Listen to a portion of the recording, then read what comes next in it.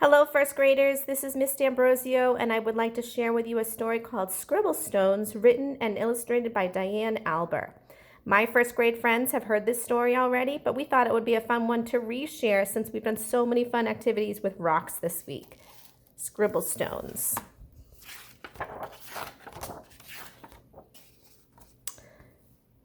This story is about one happy stone who was gray and round and rarely alone. He lived with the others all stacked in a pile and waited calmly with a large, friendly smile.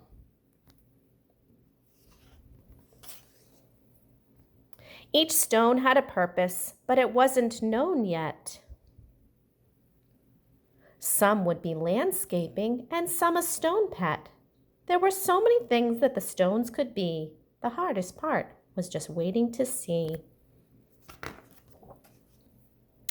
Stone knew that his purpose would brighten someone's day. He just wasn't sure how or in what kind of way. He imagined the things that he might soon become as he watched all the stones get picked one by one. But his happy face slowly turned to a frown as he watched the tall pile start to dwindle on down. And although he was worried, he tried not to care until it was clear he was the last one there. Then it finally happened. Stone was quickly picked up. He was placed on a desk next to a very large cup.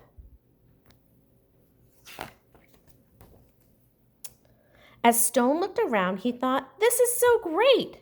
But he soon discovered he was a dull paperweight. "I'm supposed to bring happiness, not hold paper still. There must be a mistake. This just can't be my skill." Then all of a sudden, a splatter flew high, and then some bright scribbles came wiggling by. They were headed right toward the short paper stack, and they filled up the paper on the front and the back. They were all making art. It was happening so fast. Stone feared that the paper would simply not last.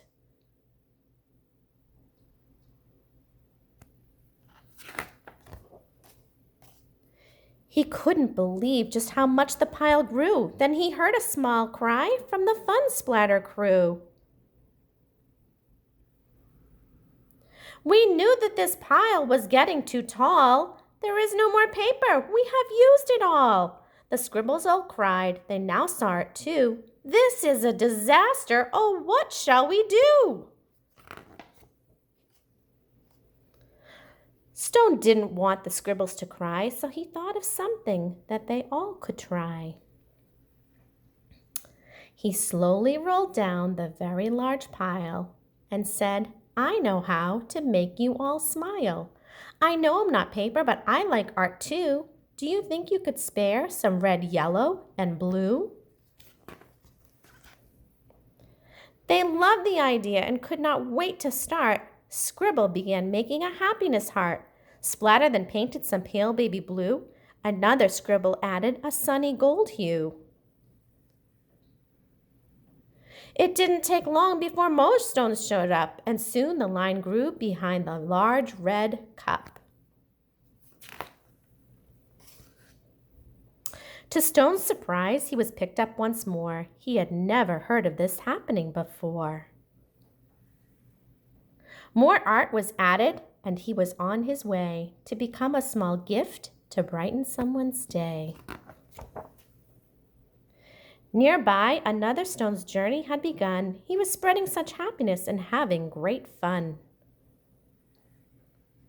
Every time he traveled, someone added their part. Sometimes just a scribble, sometimes fancy art.